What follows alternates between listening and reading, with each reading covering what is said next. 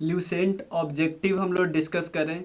इस वीडियो में हम मॉडर्न हिस्ट्री डिस्कस करेंगे। मॉडर्न हिस्ट्री में जो गांधीयन वाला चैप्टर है, गांधी जी वाला चैप्टर है, उसको हम डिस्कस करें। ये सेकेंड लास्ट चैप्टर है और इसको हम अभी डिस्कस करें। इसमें 170 क्वेश्चन ऑलरेडी हुआ है। हम देखो 20-20 क्वेश्चन करके वीडियो बना रहे। क्यों? क्योंकि एक साथ बहुत लंबा वीडियो कोई फ़ायदा नहीं करेगा और 20 वीडियो से फ़ायदा ये होगा कि मैं आपको बहुत एक्स्ट्रा इन्फॉर्मेशन लिंक करके देने वाला हूँ, जो कि आप बहुत ज़्यादा एक साथ इन्फॉर्मेशन, अगर मान लो 20 क्वेश्चन है तो 20 क्वेश्चन में हमने 80 क्वेश्चन या 60 क्वेश्चन इन्फॉर्मेशन गैदर कर लिया। एक वीडियो के लिए इतना काफ़ी है, बहुत ज़्यादा है। उसके बाद आप वैसे भी प्लेलिस्ट में है ही, आप देख लेना एक के बाद एक, जो आप लेटर ज्वाइन कर रहे हो उसको। ठीक है, तो मॉडर्न हिस्ट्री में गांधीयन पीरियड वाला डिस्कस कर रहे हैं चैप्टर, सेकेंड लास्ट चैप्टर। इसके बाद एक चैप्टर है मिसलेनियस। तो चलिए शुरू करते हैं। हम लोग यहाँ से बुक के से ही डिस्कस कर रहे हैं। पहला क्वेश्चन है, who was the first governor general of independent India? First governor general of independent India, यहाँ पे कोई इंडियन वर्ड नहीं है। First Indian governor general, Indian word नहीं है, इसलिए होगा लॉर्ड माउंटबेटन। इंडियन यहाँ पे जुड़ जाता तो होता सी राजगोपालाचारी। लॉर्ड डलहौजी का अपना नाम सुना होगा। डॉक्ट्रिन ऑफ लैप्स जो थ्योरी था इन्होंने ही दिया था। रेलवे इन्हीं के समय में आया था। पोस्टल वाला इन्हीं के समय आया था। वॉरेन हेस्टिंग की बात करें तो first governor general of Bengal बने थे। किस एक्ट के थ्रू? 1773 एक्ट के थ्रू। इससे पहले जो पोस्ट था गवर्नर ऑफ बंगाल का पोस्ट हुआ करता था। फर्स्ट गवर्नर ऑफ बंगाल कौन बने थे? Clive, Lord Clive. ये बात याद रखिएगा।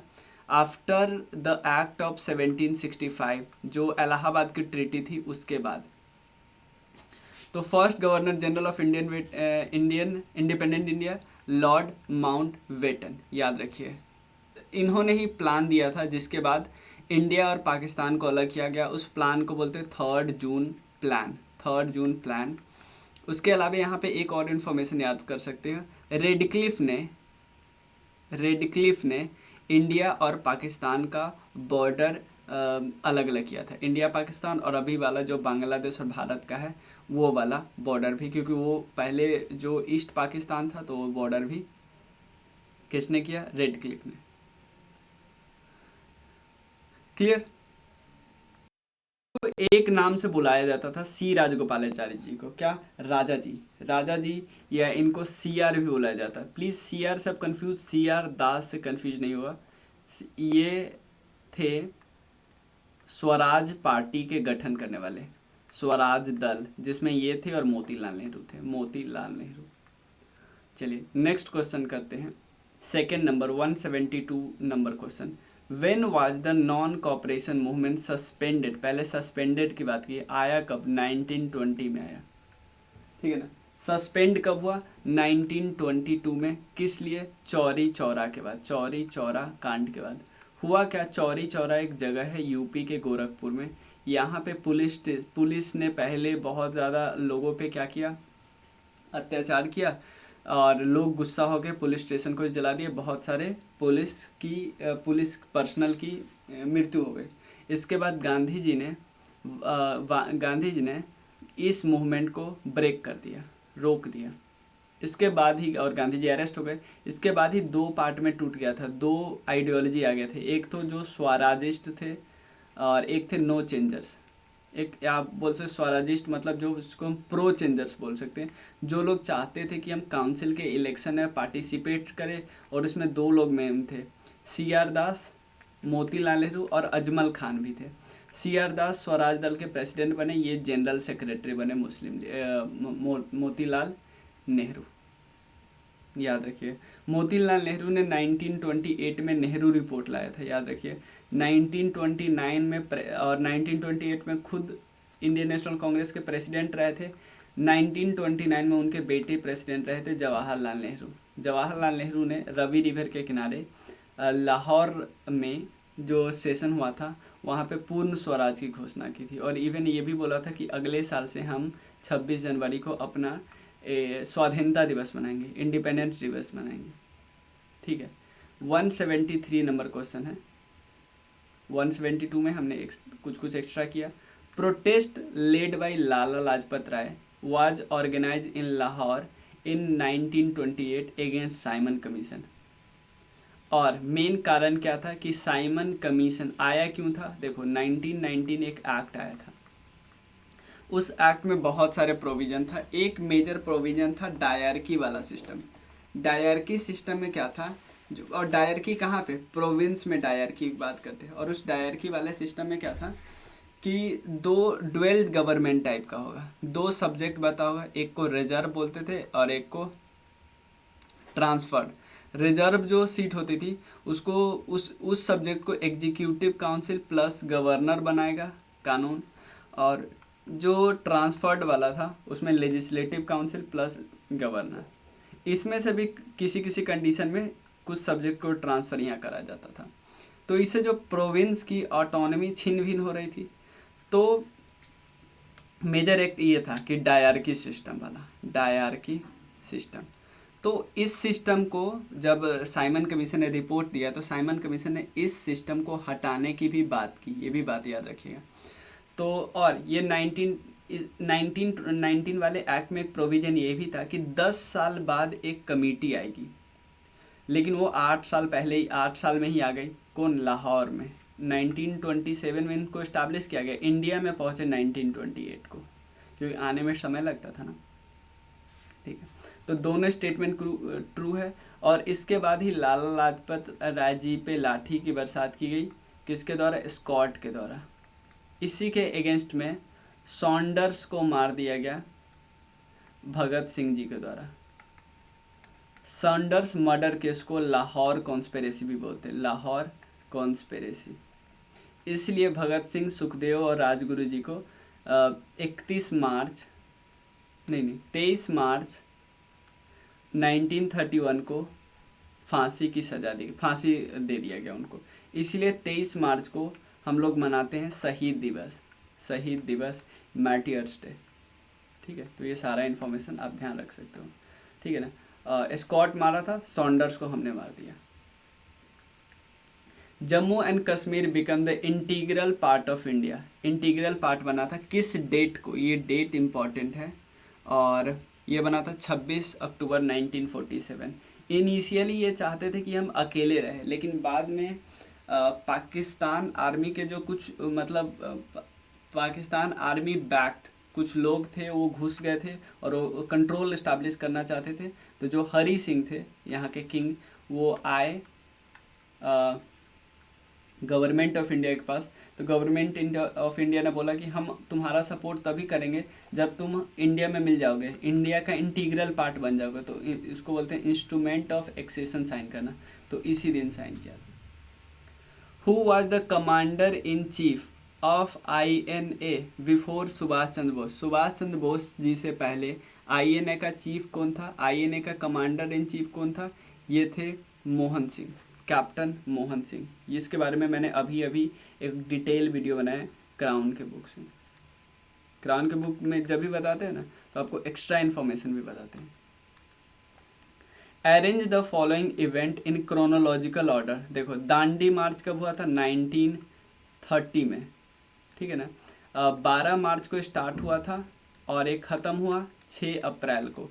ये टोटल कितने दिन का था? 24 दिनों का। और महात्मा गांधी जी के साथ 78 और लोग थे। उसके बाद जो महात्मा गांधी जी के अरेस्ट होने के बाद, आपको बताना, महात्मा गांधी जी के अरेस्ट होने के बाद कौन प्रेसिडेंट संभाले, मतलब कौन इनका हेड बनाया गया था? शिमला पैक्ट कब साइन हुआ था? और डेथ ऑफ तिलक का डेथ हुआ था 1920 में। जो 1920 वाला जो सेशन होने वाला था ना, कौन सा सेशन? खिलाफत के लिए या नॉन कॉपरेशन के लिए, कि अब इसको चालू करेंगे, उस सेशन से पहले इनका डेथ हो गया। चंपारण सत्याग्रह 1917 में। सबसे पहले आपको लग रहा है ये चंपारण हुआ होगा, तो सबसे पहले 4 होगा। उसके बाद ये 3 तिलक, उसके बाद 1 दांडी मार्च, ये और बाद में हुआ था। शिमला पैक्ट ये 1945 के आसपास, शिमला कॉन्फ्रेंस है ना, उसी को बोलते हैं। चलिए, The whole dispute between Subhash Chandra Bose and right wing after the Tripuri session of Congress centered around to the question of formation of Congress Working Committee, policy towards princely state, attitude towards central government, double membership of Congress socialist member. ये जो Tripuri session था ना, 2 session किए थे 1938 में और 1939 में। ये 2 हरिपुर और त्रिपुरी, ये दोनों के प्रेसिडेंट थे। तो 39 वाला जो चुनाव हुआ था ना प्रेसिडेंसी पद के लिए, तो उसमें एक गांधी जी के जो मेंबर थे, सिलेक्टेड मेंबर थे जो गांधी जी की तरफ से खड़े हुए थे, जैसे सीतारामैया, तो ये हार गई थी। सुभाष चंद्र बोस जीत गए थे, लेकिन ये बात पसंद नहीं थी बहुत सारे लीडर को, राइट विंग लीडर को।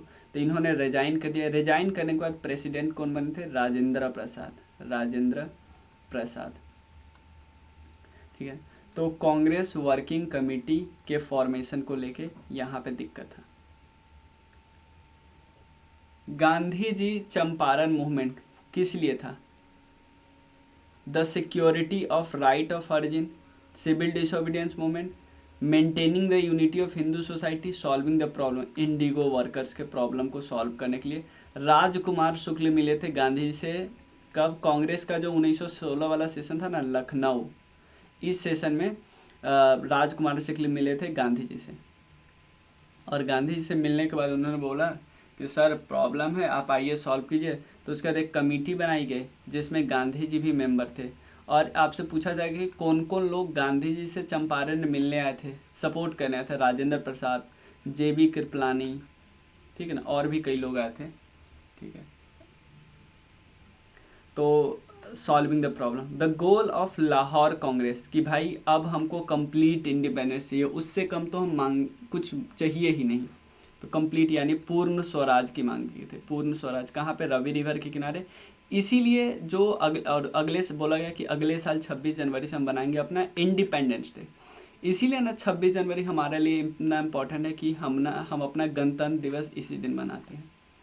ठीक है, आप बता सकते हो कमेंट में कि हमने 15 अगस्त को क्यों चुना, या हम पे ज़बरदस्ती 15 अगस्त थोपा गया, या हमारी उसमें कुछ हमारे लिए स्पेशल दिन था, या ब्रिटिश के लिए। Muslim league first gave the call of separate state, Pakistan के सेपरेट स्टेट की मांग की थी। कब मांग की थी ये आपको बताना है। देखो ये मांग की थी 1940 में, ठीक है ना, कि आप चाहिए अलग Pakistan. Who was the first Indian women to preside over the Indian, देखो इंडियन वुमेन की बात करें, और सिंपल वुमेन की बात करते तो Annie Besant. Indian women Sarojini Naidu. और एक क्वेश्चन पूछा जा सकता है कि पहली वुमेन जिन्होंने बस एक सेशन में बोला था, ठीक है ना, वो तो किताम्बी श्रीकांत, ये थे 1890 वाले सेशन में। लेकिन ये पूरी तरह प्रेसिडेंट बनी थी। कब बनी थी? 1925 में। ये कब बनी थी? 1917 में।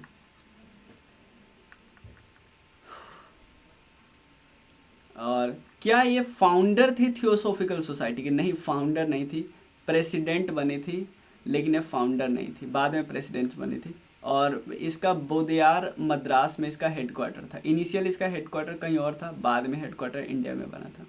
मोन्टेगू चेम्स फॉर रिफॉर्म प्रोवाइडेड फॉर, किस लिए था? एक तो ये किस एक्ट का नाम है? 1919 वाला। क्या इस एक्ट को क्या नाम देते हैं? Government of India act 1919। किस चीज़ के बाद? इसमें सबसे पहले डायरकी सिस्टम लाया गया था। ये सबसे खतरनाक चीज़ था। डायरकी सिस्टम लाने से प्रोविंस, जो प्रांत था, उसका ऑटोनॉमी छीन लिया गया था, प्रोविंस। ठीक है, ये प्रोविंशियल ऑटोनॉमी छीन रहे थे भाई, छीन रहे थे। सेपरेट कम्युनल, देखो इसने सेपरेट कम्युनल इलेक्टोरेट दिया था, लेकिन ऑलरेडी 1909 जिसको हम मोरले मिंटो रिफॉर्म्स, या इसको काउंसिल ऑफ इंडिया एक्ट 1909 बोलते हैं। इसको गवर्नमेंट ऑफ इंडिया एक्ट नहीं बोलते 1909 वाले को, याद रखना, इंडियन काउंसिल एक्ट बोलते हैं। और इसमें सबसे पहले मुस्लिम को सेपरेट इलेक्टोरेट की बात की। इसमें भी मोन्टेगू चेम्सफोर्ड में भी सेपरेट इलेक्टोरेट मिली, लेकिन इसमें सिख को, उसके अलावा यूरोपियन को, ये ध्यान रखिए। ऑल इंडिया हरिजन संघ किसने बनाया? महात्मा गांधी ने। ऑल इंडिया हरिजन संघ महात्मा गांधी। ठीक है, जयप्रकाश नारायण की बात करें तो संपूर्ण क्रांति की बात करते थे। ये बहिष्कृत हितकरणी सेवा एक बनाए थे, बहिष्कृत हितकरणी सभा। पूना पैक्ट इनमें ये थे साइन करना। ये वो मेंबर है जो तीनों राउंड टेबल कॉन्फ्रेंस में पार्टिसिपेट किए थे। ठीक है। एम ऑफ स्वराज पार्टी, स्वराज्य पार्टी का मेन एम क्या था? इसका मेन एम था, इसको स्वराज दल भी बोलते हैं, कि भाई हम, ये वही थे ना जिनको बोलते थे हम प्रो चेंजर्स, और एक थे नो चेंजर्स। ये चाहते थे कि भाई हम गवर्नमेंट में इलेक्शन लड़े, लेजिस्लेचर में जाए और गवर्नमेंट को काम ही नहीं करे थे, अंदर से कमज़ोर करे। और इतना हुआ कि इनके तो एक स्पीकर भी बन गए, विट्ठल भाई पटेल, 1925 में। ठीक है। हु गेव द स्लोगन जय हिंद? जय हिंद का स्लोगन किसने दिया था? सुभाष चंद्र बोस जी ने दिया था, याद रखिए। When was the non cooperation movement called off? किस दिन हुआ? ये बहुत इंपॉर्टेंट है। 12 फरवरी 1922, 12 फरवरी 1922। ठीक है। Who was the first person to establish a independent Indian army? Independent Indian army बनाया आउटसाइड इंडिया। ध्यान देना, first person to establish independent Indian army outside India, ये थे रास बिहारी को, सबसे पहले इन्होंने बनाया। लाला हरदयाल गदर पार्टी से रिलेटेड है, गदर पार्टी।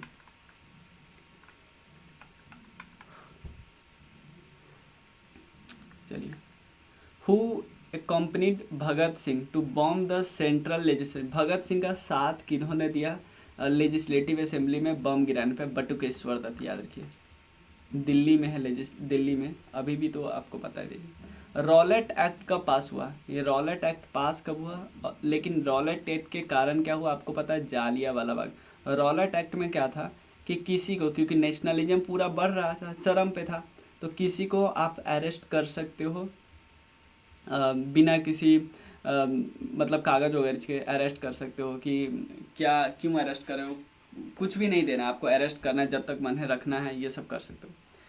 क्योंकि आप चाहते तो नेशनलिस्ट जो भावना है उसको तोड़े, तो इसके खिलाफ लोग प्रोटेस्ट करने लगे। गांधी जी तो प्रॉपर हड़ताल की बात कर रहे थे, और दो लोग जब प्रोटेस्ट कर रहे थे तो उनको अरेस्ट कर लिया। एक थे डॉक्टर सत्यपाल और एक थे खिचलू साहब, तो दोनों का अरेस्ट कर लिए।